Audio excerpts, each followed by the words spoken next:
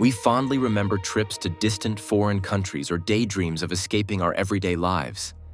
Leaving everything behind and getting to know foreign cultures that are so different from our own that they make us rethink things.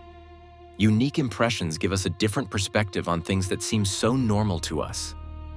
If we were to embark on such a journey, many would advise us to take care. Not to explore unknown places on our own, but rather to join a group. But don't we embark on such a journey precisely to enjoy the freedom that we otherwise miss in our normal lives? And can anything really happen to us? Or are these just myths told to scare us? Unfortunately not. In some cases, the reality is harsh.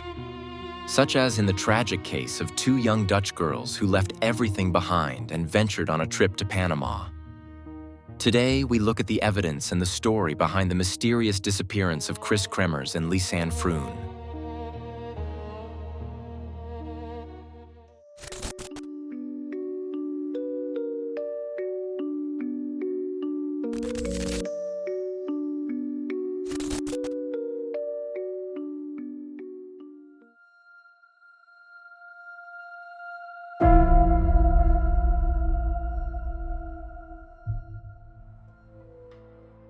On March 15, 2014, Dutch women Kris Kremers and Lisanne Froon set off on a trip through Panama. They traveled through various regions and towns for 2 weeks until they reached Bouquet on March 29th, a small town located in the mountains, west of the province of Shakiri.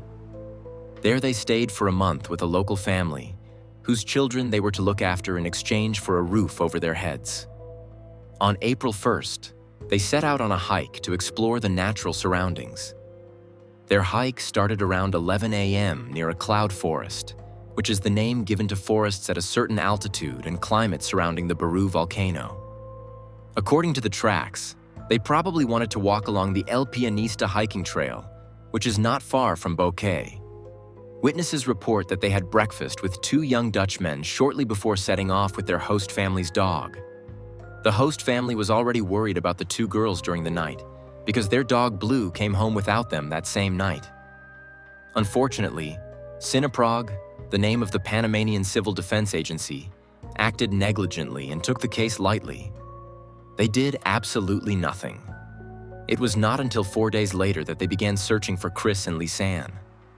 Although Dutch special forces assisted the national forces in the search, the fact that the two had not told anyone where they were going made it extremely difficult for the search teams, as they had no clue where to start looking. To date, nothing has been found of Kris and Lisanne. No footprints, no carved marks on trees or anything else. Nothing at all. The search was unsuccessful. Hours turned into days, days turned into weeks, and weeks turned into months.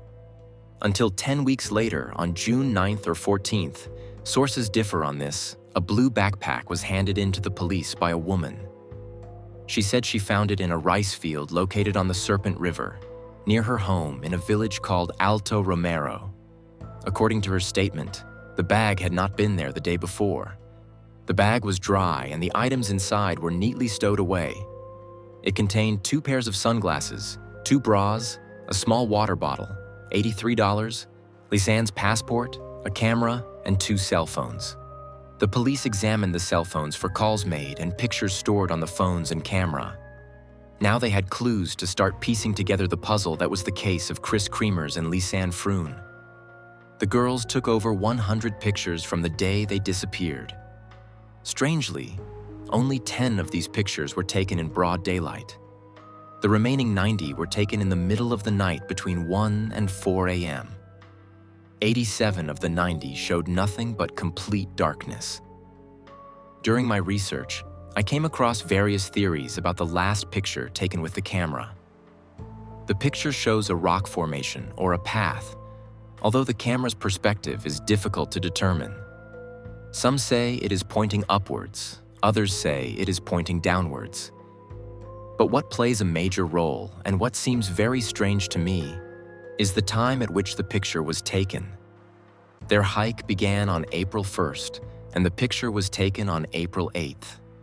Claude Piantadossi of Duke University says that a person can survive for about 100 hours without water in moderate temperatures. in moderate temperatures. The two girls are in a tropical area with high humidity.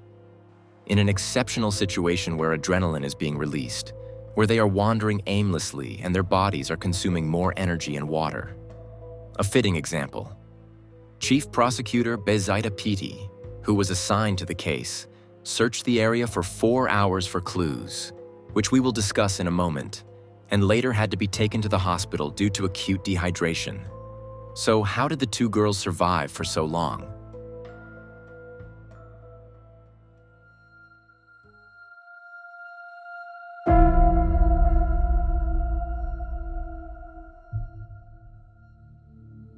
So let's assume that the girls took the pictures. One theory would be that they used the camera flash to light up the path ahead of them and see where they were going, and to save the battery on their cell phones so they could use them for a possible emergency call if they had reception. This brings us to the next point: the cell phones. The Panamanian police were able to trace the calls made from the two cell phones. We can see that the Dutch women tried to call 112 for the Dutch emergency number and 911 for the Panamanian emergency number. They tried for the first time just a few hours after they set off. That means something happened. Over the next 6 days, they tried again and again, either in the morning or in the evening, before turning off their cell phones again.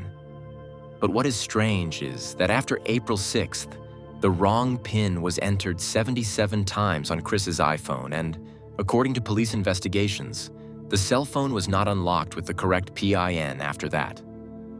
I would like to discuss two theories about this, but before I do, I would like to mention something else. The photos the girls took were numbered. The first picture they took on the day of their disappearance was called IMG 499, the second IMG 500, and so on. The only picture that was not found was the one named IMG 509. We have over 100 pictures on the camera, and the only picture missing is the one between the last picture in broad daylight and the first picture at night. Why on earth would the girls worry about deleting a picture, especially when you're in such a situation?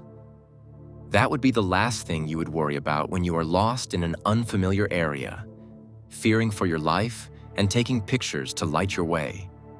The investigators were unable to recover image 509, but they were able to determine that it was not deleted through the camera's menu, but by an external source. With this information, we go back to the incorrectly entered PIN numbers. What if third parties were involved? Someone else was in the woods? Someone who was following the girls with the intention of doing God knows what to them? And let's assume that this third party was successful.